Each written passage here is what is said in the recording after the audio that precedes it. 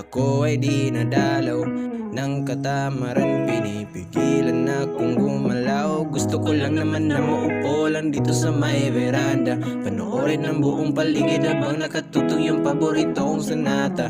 Handa na ang almusal, ngunit ipagpaliban ko muna.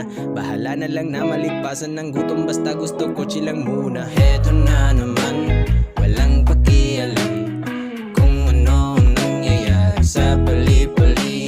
Umaga na naman, anong pakiramdam na walang ibang papasok sa iyong isip kundi chill lang. Lasapin natin itong sandali na to.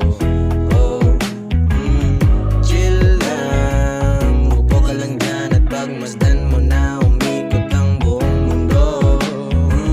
Ang dami-daming gagawin, ngunit isang tabi muna. Walang pake kahit magpatong-patong mga problema.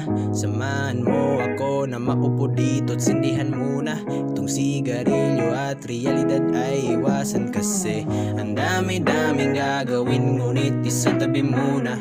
Walang pake kahit magpatong-patong mga problema. Samahan mo ako na maupo dito at sindihan muna itong sigarilyo at realidad ay iwanan, kasi heto na naman,